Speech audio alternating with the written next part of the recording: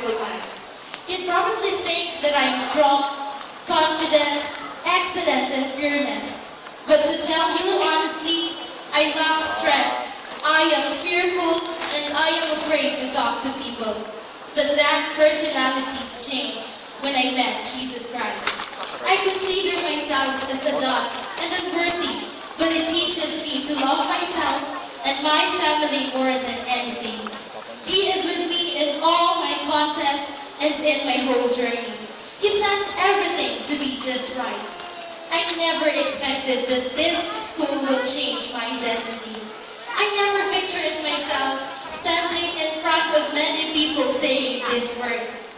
So my deepest honor is in this school. For it witnessed how God turned my future to paradise. This school saw wonderful miracles of God. This school was a photo album of God's grace. I learned to value every simple effort. Yung kahit 1 to 5 minutes, pagbubutihan mo. Yung kahit super nahihirapan ka na, pero sige lang nagsigil at nag-enjoy ka.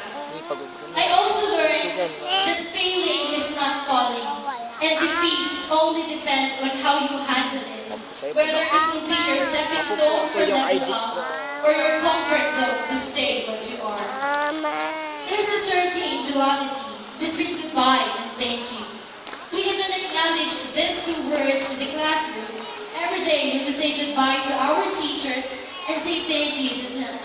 Today, as we bid our final goodbye to this school, I know that we also feel a deep sense of gratitude, one that tries to encompass all 4 years of high school.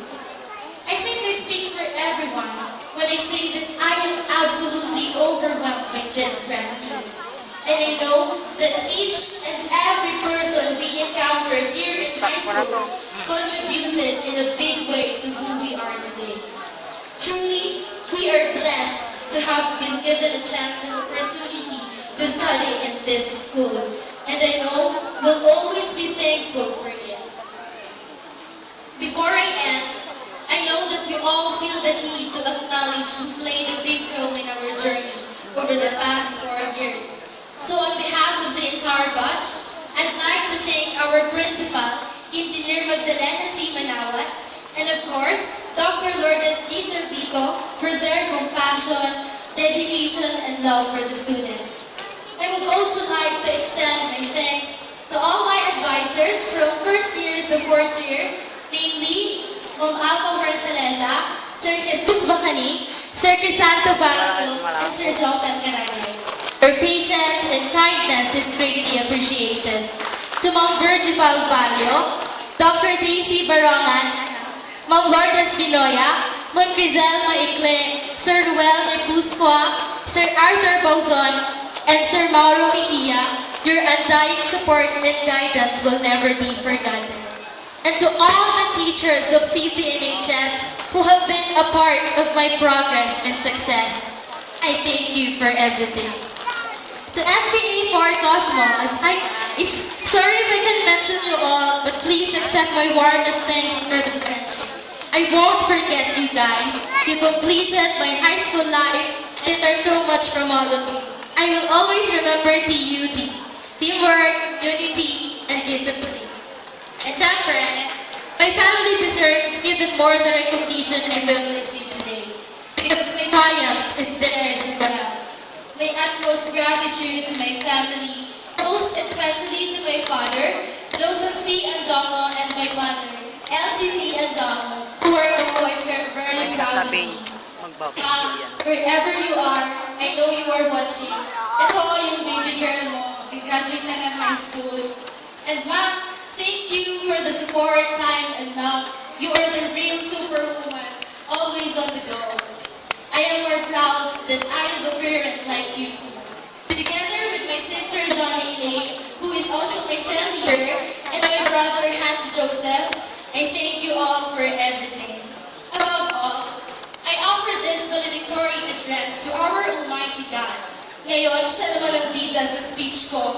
This victory is His, and all the glory is His. He turned a nothing like me into something.